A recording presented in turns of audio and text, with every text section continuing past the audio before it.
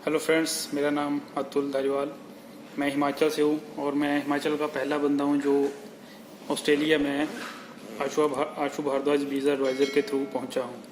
और मैं यहाँ पे स्टडी वीज़ा अपना कन्वर्ट करवा चुका हूँ। मैं आया था टूरिस्ट वीज़ा पे और मैंने कोई 15 लाख 20 लाख नहीं दिए। मैंने सिर्फ वही दिए हैं 8500 रुपया, जो कि एम्बेसी फ़ी होती है। मैंने कोई बाकी फ़ीस नहीं दी और मैं यहाँ पे वीज़ा कन्वर्ट करवा चुका हूँ, अपना पैसे कमा रहा हूँ और आप भी कर सकते हैं। जानो ये सारी है। मैं हिमाचल से बिलोंग करता हूँ। आज आपके साथ कुछ शेयर करना चाहता हूँ जो मेरी फ़ॉरेन ट्रैवल के रिगार्डिंग जर्नी रही है, उसके रिगार्डिंग आपसे कुछ शेयर करना चाहता हूँ। मैं 2019 में मुझे बाहर जाने की इच्छा जागी मेरी, जो मैंने सोचा कि मैं बाहर जाके सेटल होना चाहता हूँ। फिर मैंने किसी एजेंट को अप्रोच किया, वो थे होशियारपुर। मैंने उनको अप्रोच किया कि मैं ऑस्ट्रेलिया जाना चाहता हूँ और अपना फ्यूचर बनाना चाहता हूँ। मैंने उनसे फ़ाइल लगवाई, लेकिन उन्होंने मेरी फ़ाइल रिफ्यूज़ करवा दी, क्योंकि उन्होंने सिर्फ मेरे कवरिंग लेटर में सिर्फ एक लाइन लिखी थी कि I am on leave so I want to be there in Australia. Just एक लाइन और एक कवरिंग लेटर की, जबकि कवरिंग लेटर ही एक मेन इंपॉर्टेंस होता है हमारी फ़ाइल में, जो हमें रिप्रेजेंट करता है एम्बेसी के सामने। लेकिन उन्होंने मेरी फ़ाइल रिफ्यूज़ करवा दी। उसके बाद मैं बड़ा फ्रस्ट्रेट हुआ कि अब क्या होगा, कैसे होगा। फिर मैंने यूट्यूब पे बहुत सारी वीडियोस देखना शुरू किया। वहाँ पे मुझे आशु भारद्वाज वीज़ा एडवाइज़र चैनल मिला, तो वहाँ से हम बहुत सारा नॉलेज मिला।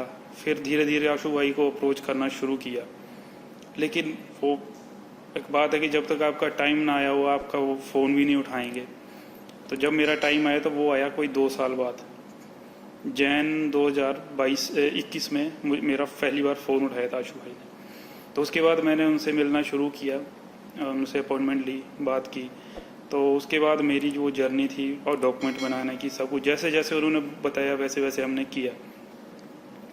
एट लास्ट मेरा 16 जून 2022 को मेरा ऑस्ट्रेलिया का वीज़ा आया और मैं 1 अगस्त को ऑस्ट्रेलिया पहुंच गया था। अनफॉर्चुनेटली कुछ दिक्कत परेशानी की वजह से मुझे 2 मंथ होने के साथ ही मुझे वापस जाना पड़ा। तो वो भी आशु भारद्वाज वीज़ा एडवाइज़र के चैनल के थ्रू ही मैंने जो भी अपनी सारी जर्नी थी वो पूरी की। और रही मेरे वापस जाने की बात, वो भी आशु भाई ने ही मुझे बताया कि आप वापस आ जाओ। मुझे कुछ हेल्थ इश्यूज़ हो गए थे, उसकी वजह से मुझे वापस जाना पड़ा। तो आशु भाई ने मुझे बताया कि आप वापस आ जाओ, ठीक हो गया, वापस चले जाना। जैसे जैसे आशु भाई ने बताया वैसे वैसे मैंने किया। आज मैं फिर से ऑस्ट्रेलिया में बैठा हूँ, वो बैठा हूँ आशु भाई की वजह से ही, क्योंकि जैसी गाइडेंस इन्होंने दी वैसा हमने उनको फॉलो किया। कोई उनके साथ कोई आर्गूमेंट नहीं, कुछ नहीं, जैसे उन्होंने बोला वैसे किया। और मैं आज फिर से अपना जो मेरा ड्रीम था वो मैं पूरा कर पाया हूँ। अभी रिसेंटली 1 वीक हुआ मुझे यहाँ पे आए हुए और क्रिसमस पे ही मैं यहाँ पे आया हूँ। तो उन्होंने मुझे ये एडवाइस किया था आप क्रिसमस पे जाओ, बेस्ट ऑप्शन रहेगा। क्योंकि ऐसे होता है कि इमिग्रेशन भी आपसे इंक्वायरी कर सकती है कि आप वापस क्यों आ गए एकदम से। तो क्रिसमस था, न्यू ईयर है, तो कोई भी क्वेश्चन नहीं हुआ, ना पहले हुआ ना अभी हुआ। और ये सब हुआ आशु भाई की वजह से, क्योंकि उन्होंने बताया था कि आपने कैसे प्रिपरेशन करके जाना है। और अगर क्वेश्चनिंग हो भी जाती तो मैं रेडी था कि जो भी क्वेश्चनिंग हो जाए कोई बात नहीं, जैसे जैसे बताया था वैसे वैसे करेंगे। अब बात आती है कि यहाँ पे आके आप क्या करेंगे। अगर आपने वीज़ा ही ट्राई करूँगा, सबसे पहले आपको लेनी होती है COE होती है एक सर्टिफिकेट ऑफ एनरोलमेंट ऑफ, जो आप किसी भी कॉलेज से ले सकते हो। उसके बाद आप यहाँ पे वीज़ा डाल सकते हो। और यहाँ आके आप वीज़ा जब डालते हैं उसकी श्योरिटी बहुत ज़्यादा होती है कि आपको वीज़ा मिलेगा ही मिलेगा। रिजेक्शन बहुत कम होता है कि आपको रिजेक्शन हो।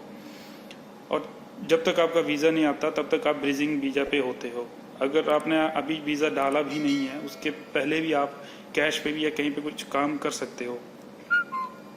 ऐसा नहीं है कि आपको काम नहीं मिलेगा, काम मिल जाता है। और जैसे आप ब्रिजिंग वीज़ा पे हो, आप उस टाइम आप अकाउंट भी खुलवा सकते हो ब्रिजिंग वीज़ा पे, सब कुछ कर सकते हो।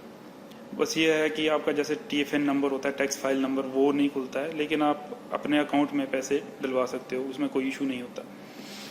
और जब तक आप वीज़ा नहीं आ जाता आप काम कर सकते हो, कोई इशू नहीं है। अगर वैसा नहीं है तो आप कैश पे भी काम कर सकते हो यहाँ पे आके।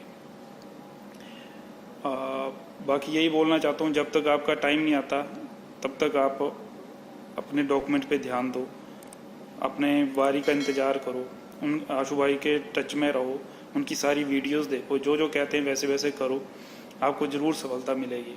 एक दिन आप सक्सेसफुल होंगे ही होंगे। मुझे भी 2 साल लग गए, 2 साल बाद उन्होंने मेरा फ़ोन उठाया था, तब जाके मेरी बात कहीं बनी थी। लेकिन बात बनते बनते फिर भी 1 साल लग गया था, और फाइल तैयार करते करते, डॉक्यूमेंट्स बनाते बनाते। तो मेरी जर्नी यही है कि आप सक्सेसफुल होंगे, थोड़ा वेट करो, पेशेंस रखो और उनकी बातों को फॉलो करो। आशा करूंगा आपको ये जानकारी अच्छी लगी हो। अगर फिर भी कोई हेल्प की ज़रूरत हो, आशु भाई से आप कांटेक्ट कर सकते हैं, वो आपकी हर संभव मदद करेंगे। Thank you, God bless you.